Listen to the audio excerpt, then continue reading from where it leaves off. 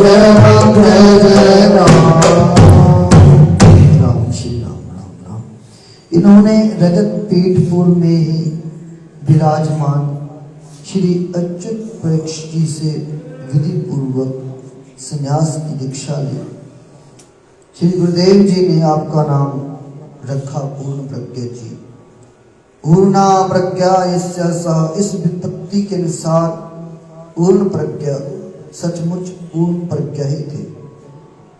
आप अपने अलौकिक प्रतिभा से श्री गुरुदेव जी के भी तत्वबोध विषयक भ्रम का निवारण करते थे। कुछ काल तक श्री गुरु जी की सेवा में रहने के बाद एक दिन इन्होंने श्री गंगा स्नान एवं दिग्विजय करने के लिए जाने की अनुमति मांगी। श्री गुरुदेव ऐसे सुयोग्य शिष्य के विरह की संभावना से विकल हो गए और श्री अनंतेश्वर भगवान से प्रार्थना की। इनकी प्रार्थना पर प्रसन्न होकर श्री नारायण ने कहा, आज से तीसरे दिन सामने वाले मध्य सरोवर में श्री गंगा जी प्रकट होगी। उसमें स्नान कर लेने से गंगा स्नान का पुण्य होगा। सचमुच अच्युत प्रेक्षित जी एवं पूर्ण प्रतिज्ञा ने देखा कि तीसरे दिन एकाएक उस सरोवर का जल धवल हो गया। उसमें तरंगे उठने लगी तथा कमल भी खिल गए। पूर्ण प्रज्ञा की यात्रा स्थगित हो गई। इसके लिए गंगा जी मध्य सरोवर में प्रकटी।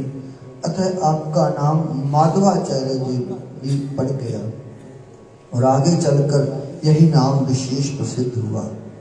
श्रीमन मध्वाचार्य जी की दिकांत व्यापनी स्वतः सिद्ध कीर्ति को श्रवण कर बहुत से पंडित विद्वान तार्किक मायावादी शास्त्रार्थ करने के लिए आते हैं, परंतु सबको हार कर अपना समूह लेकर लौटना पड़ता। कुछ काल तक आश्रम में वास करते हुए भक्ति का प्रचार प्रसार करने के उपरांत आचार्य ने दिग्विजय की यात्रा का उद्देश्य शास्त्रानुमोदित रीति से तर्कों द्वारा मायावाद का खंडन करके भक्ति की प्रतिष्ठा करना था।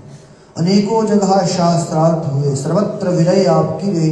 हार कर सभी लोग आपके चरणों में मस्तक होकर आपका शिष्य को स्वीकार कर लेते। वर्णन आया है, एक जगह विद्वानों की सभा में आपने ऐतरेय सूक्त की विशिष्ट व्याख्या की, परंतु दूसरे पंडितों ने उसका दूसरा भावार्थ भी कह सुनाया।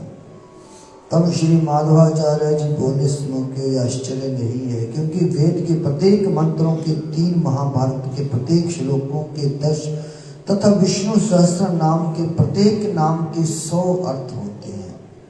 विद्वानों ने जिज्ञासा पर आपने अपनी कथानुसार व्याख्या करके भी दिखा दिया।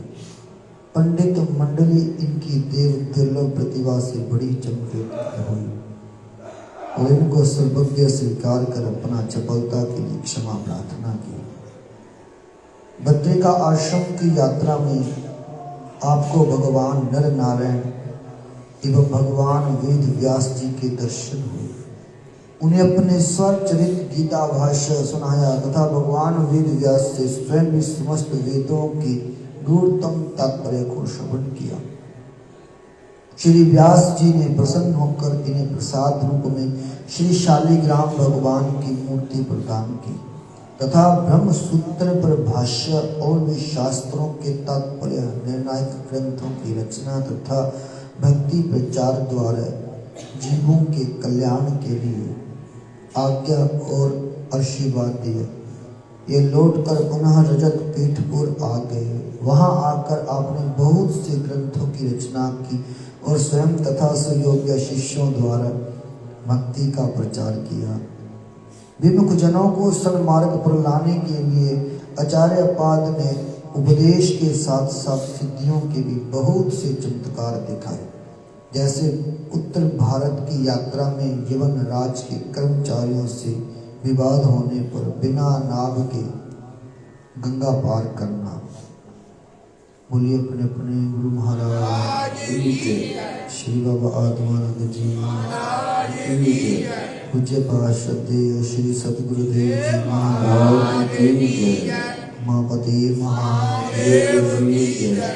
80-4-84 हमारी माता की बड़ी सदा की जय। सचियां जोता हमारी माता की बड़ी सदा की जय। बोलिए अनुरस्ते हमारी माता की बड़ी सदा की जय। सारी संगत प्रसाद जाकर प्रसन्न की जय जय जय शंकर। बोलिए शंकर भगवान की, बोलिए सतगुरु महाराज की।